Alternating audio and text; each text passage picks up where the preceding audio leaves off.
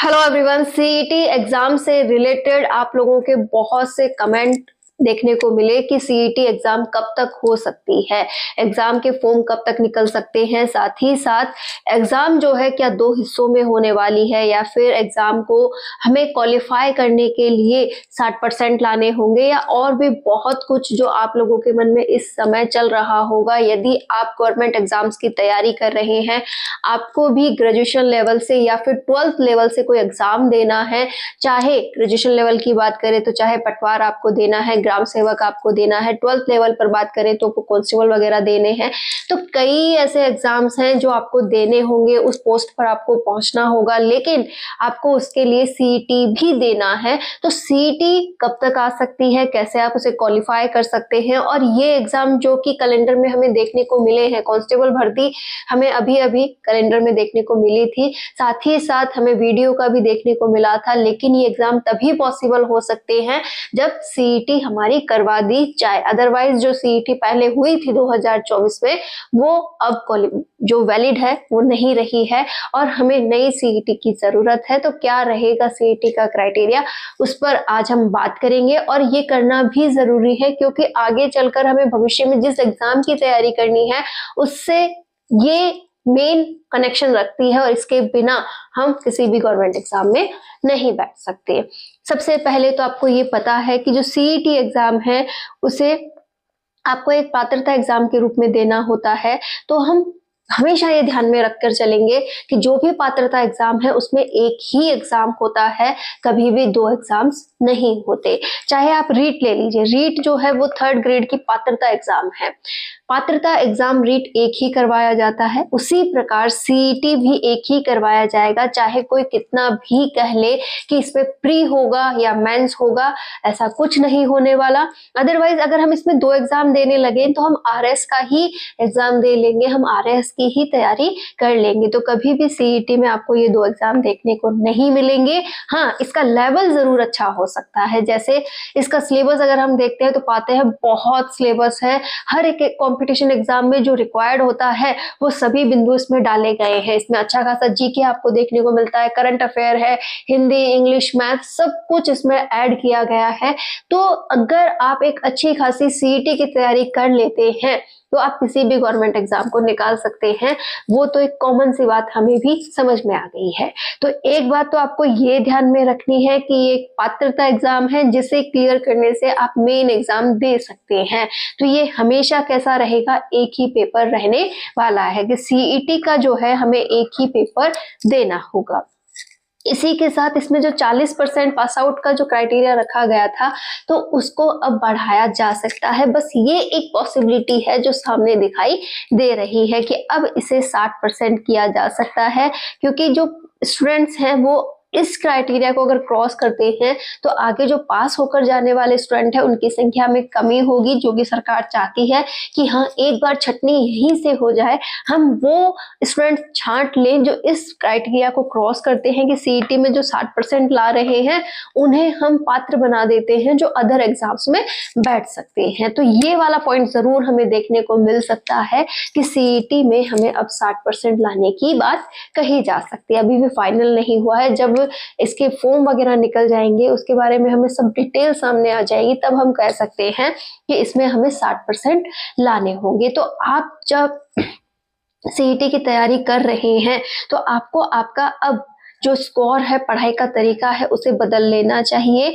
कि हाँ मुझे रियल में गवर्नमेंट एग्जाम्स की तैयारी करनी है, उसके लिए मुझे सीईटी देना है। और इन दोनों का सिलेबस जो है वो 70 to 60% या 80% हम मान के चल रहे हैं कि इक्वल सा ही है, कि हमें हर किसी एग्जाम के लिए जीके भी पढ़ना है, मैथ भी पढ़नी है, रीजनिंग पढ़नी है, साथ ही साथ इंग्लिश, हिंदी, करंट अफेयर्स वगैरह पढ़ने हैं। तो मैं क्यों ना आज ही से एक अच्छी तैयारी स्टार्ट करूं जिसमें मैथ को मैं पूरा प्रिपेयर करने लग जाऊं, अभी से उसके डाउट्स क्लियर कर लूं, इंग्लिश में अभी से तैयार कर लूं, करंट अफेयर मेरा अभी से होता रहे ताकि एग्जाम तक हमें कोई प्रॉब्लम ना आए।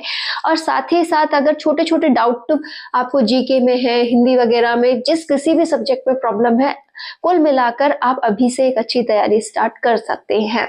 अब बात कर लेते हैं कि सीईटी का जो फॉर्म है वो कब तक आ जाएगा। तो उम्मीद है फॉर्म जो है वो अप्रैल मई तक आपको देखने को मिल जाए कि सीईटी के जो फॉर्म है वो अप्रैल और मई तक सामने आ सकते हैं, क्योंकि इस साल हमें एग्जाम भी करवानी है कि हाँ भाई चलो इस समय आपकी क्या होगी, सीईटी एग्जाम होनी है। अब सीईटी एग्जाम इस साल होनी है, रिजल्ट इस साल आना है, तो कोशिश यही रहनी चाहिए कि भाई अप्रैल और मई तक हमें फॉर्म देखने को मिल जाए। तो अब आपके पास ये समय अच्छा खासा है कि आप अभी से अगर सजग हो जाते हैं तो पूरा अप्रैल पूरा मई अभी आप अच्छी पढ़ाई कर सकते हैं। फॉर्म आने के बाद शायद हमें इतना समय ना मिले तैयारी के लिए, जल्द से जल्द एग्जाम करवा दी जाए, तो आप एक अच्छी खासी तैयारी अभी से स्टार्ट कर सकते हैं। तैयारी के लिए आप सेल्फ तैयारी स्टार्ट करें बहुत अच्छे से। आपके पास जो भी बुक्स वगैरह अवेलेबल है उन्हें रोज कंसिस्टेंसी के साथ पढ़ना स्टार्ट करें। बहुत अच्छा आपको एक टाइम टेबल अपने लिए बना लेना चाहिए कि हाँ भाई मुझे सीरियसली पढ़ाई करनी होगी और उसी से मैं आगे बढ़ सकती हूँ या बढ़ूंगा।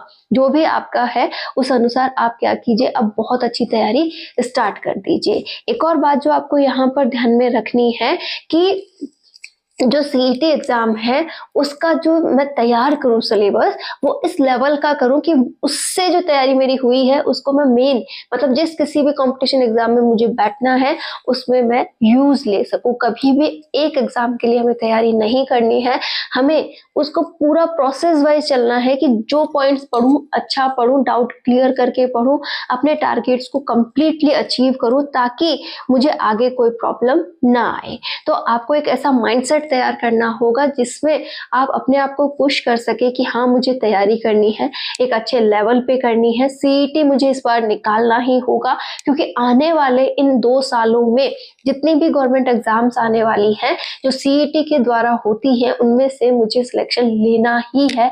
और ये माइंडसेट अगर आप रख करके तैयारी कर रहे हैं तो आपको अभी से एक अच्छी खासी तैयारी स्टार्ट करनी होगी। हम ये मानकर चल सकते हैं कि नवंबर तक, अक्टूबर नवंबर तक जो ये सीईटी का एग्जाम है वो करवा दिया जाएगा कि अप्रैल मई के समथिंग हमें यहाँ पर फॉर्म देखने को मिल सकते हैं और उसके बाद कभी भी एग्जाम की डेट भी हमें देखने को मिल सकती है। तो हम एक उम्मीद बना सकते हैं कि अक्टूबर नवंबर तक हम एग्जाम यहाँ दे चुके होंगे सीईटी का। इससे आगे के एग्जाम का रास्ता भी क्लियर होता है और तब तक हमारे पास एक प्रॉपर समय है तैयारी करने के लिए।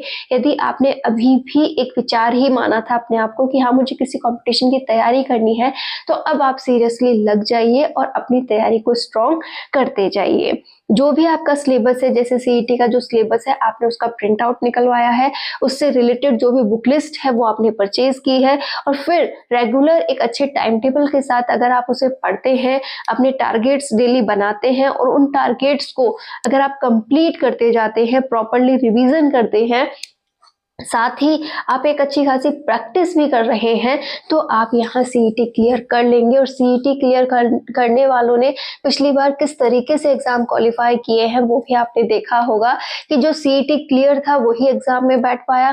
उनमें से बहुत से अभ्यर्थी तो ऐसे थे जिन्होंने ज्यादातर एग्जाम दिए और उनका सिलेक्शन भी हुआ कि भाई एक ही व्यक्ति का पटवार में भी हो रहा है, ग्राम सेवक में भी हो रहा है और बहुत से एग्जाम है जहां उसने अपने आप को क्वालिफाई करवाया है, लेकिन वो वहां इस तरीके से मान लीजिए कि अपना एक वजूद तैयार कर लिया उसने। तो बस आप भी कुछ ऐसा कर सकते हैं अगर आज से ही आप एक अच्छी खासी तैयारी स्टार्ट करते हैं। तो सीईटी से रिलेटेड आपके सारे डाउट्स क्लियर हो गए होंगे कि एक ही एग्जाम होना है, इसमें 2 एग्जाम के कोई चांसेस नजर नहीं आ रहे हैं। बाकी जितना भी जो भी चेंजेस है वो जल्द ही आपके सामने आ जाएगा। मैं अपने अकॉर्डिंग आपसे बस इतना ही कहना चाहती हूँ कि जो सीईटी एग्जाम है उसमें एक ही एग्जाम होगा, वो बहुत अच्छे से आपके जो क्वालिफाइड है जैसे 12th लेवल पर है या फिर ग्रेजुएशन लेवल पर, उसी आधार पर बहुत अच्छे तरीके से आपके लिए कंडक्ट करवाया जाएगा। हाँ, उसमें एक चेंज ये हो सकता है कि 60% वाला मामला रखा जाए कि जिसके भी 60% आएंगे वही क्वालिफाई होंगे और फिर उसका 15 गुना हम लेकर के नेक्स्ट एग्जाम में उन्हें एग्जाम के लिए बैठने देंगे। तो कुछ इस तरीके से ही वहां पर रखा जाएगा। तो आप बस तैयारी जारी रखें, बिल्कुल भी टेंशन ना लें। जितनी अच्छी आपकी तैयारी होगी उतना ही जल्द आपके सामने रिजल्ट निकल कर आएगा। हम केवल ये सोच सकते हैं कि हाँ, हमें गवर्नमेंट एग्जाम की तैयारी करनी है।